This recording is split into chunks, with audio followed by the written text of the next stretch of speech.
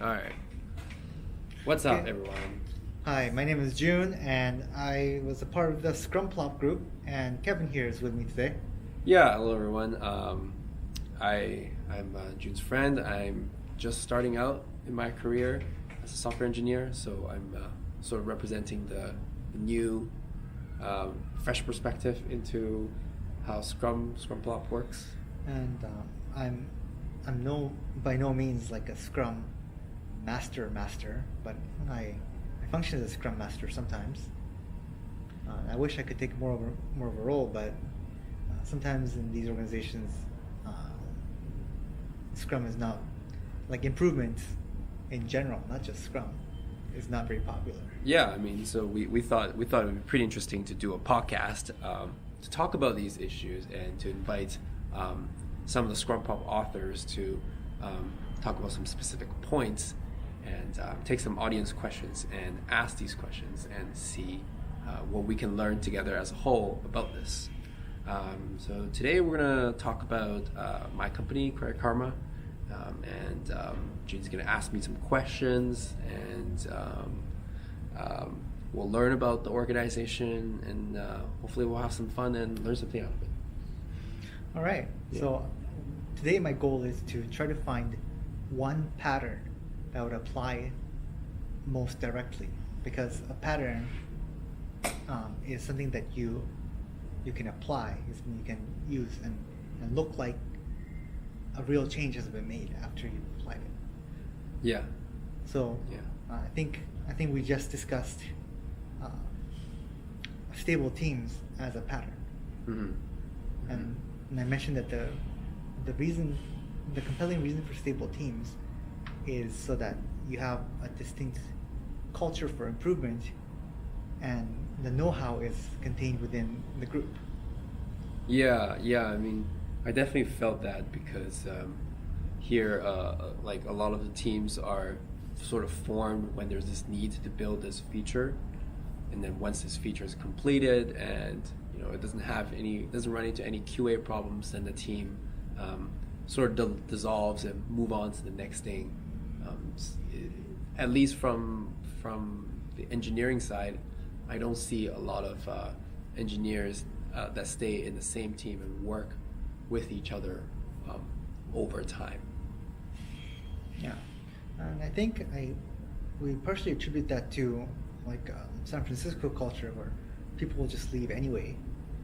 So it doesn't really make sense to just assume that when you put a group of people together, they're going to be working together. Yeah. I wonder your thoughts. Do you think this is like a trade-off? Like this is like a lot of opportunities, good for young people. Or Well, do I you think? experienced something similar at Rightcell, where Yeah. there were no, because it was a relatively small product and a small company, Mm-hmm. less than 100 people, I think. Mm-hmm. The There was no like product backlog improvements. There was only like bugs and like new features. Yeah. And then each of them would be translated to a ticket, Mhm. and everyone there would be treated like a contractor, Mhm. where they just work off of the sprint backlog item, Yeah. and then talk every morning about what they're gonna get done and how much progress that they made. So everyone's treated like a contractor, and that was not a very friendly environment, because Yeah. nobody tends to work together. Yeah, but I mean, I think the way I see it is like it just makes it easy to manage, right? It's like you're an iOS engineer. You come here, and these are the things that you're supposed to do. Just do it, and we understand that you need to take time to understand the code base. So here's a 2 month onboarding window. And I'm also trying to think on a meta level why people get complacent when it comes to process improvements. Yeah. Do you think we're just discouraged by? Do you think we just prefer to be told what to do, or do you think we want to find autonomy in our work? I think it's a bit of both. I mean, I can see if you are, I can see the path of a junior becoming a senior. When they have developed their skills that they can quickly get a lot of things done very Mhm. quickly, so they deserve that senior engineer title. Right. And they're pretty happy at where they are, and so they don't really see any process improvements because it's okay to just be an engineer and get a lot of shit done. The promise, the implicit promise, or the explicit promise actually, Yeah. for Scrum by Sutherland is you get twice the work done in half the time. Do you think there's a desire to get more stuff done in less time? Yeah, I think so. But the belief system is the more experience you have, the faster you can get work done. Individual performance. Individual performance is right. Yeah. Okay. Yeah. Not team performance. Yeah, that's why they give us the opportunities to Experience more. to experience more, to go to conferences, Okay. and that kind of stuff. Okay, that's nice. Yeah.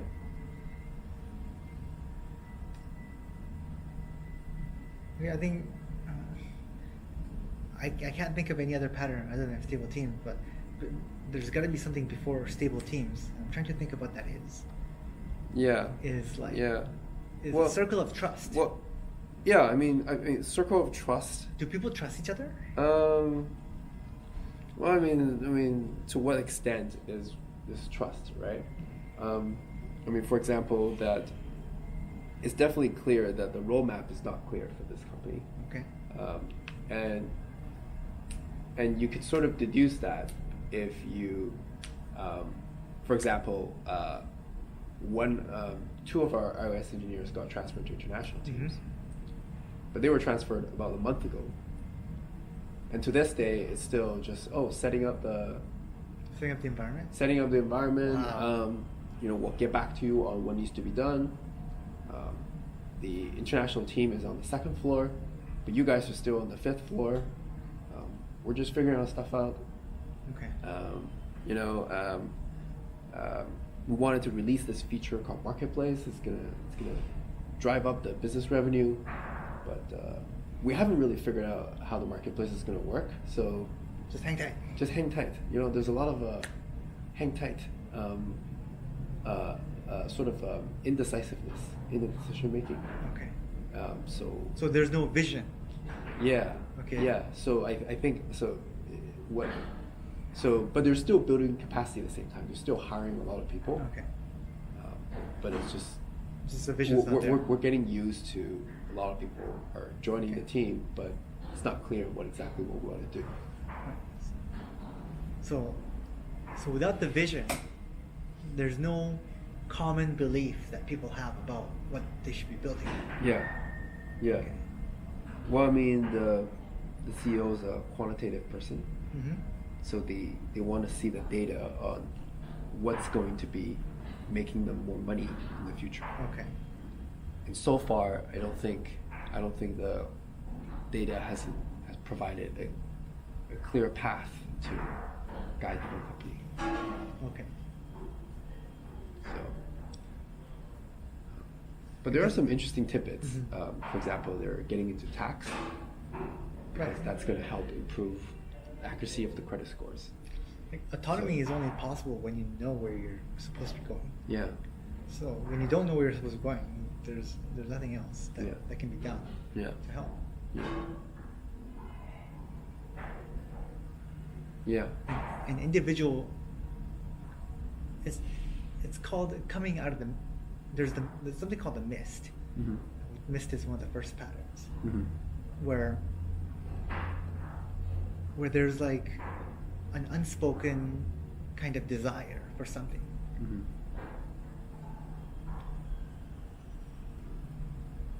To better our lives. Yeah. And the production process hasn't even begun. Yeah. It hasn't even verbalized into words yet. Mm-hmm. And coming out of the mist is when those needs and desires are verbalized, Yeah. and people interact with each other using this language. Mm-hmm. And Scrum is just a base pattern Mhm. for the people coming out of the mist to be able to use some kind of framework in order to organize themselves into accomplishing the end goal. So if there's nobody coming out of the mist, then Scrum is not for you. Yeah. So yeah, that's certainly what it seems like here. It makes me have other thoughts about joining, except pretty much all the other companies are like this around here, Yeah, it's where the engineers are soulless industry trend. Yeah. because we're so detached from our work. Yeah. It may as well be office space. Yeah. Well, I think this is a quick, short preview of what we do. Maybe next time we can do this trial with another person. With another person. Okay. Yeah. Thank you very much. Yeah. Bye-bye. Bye.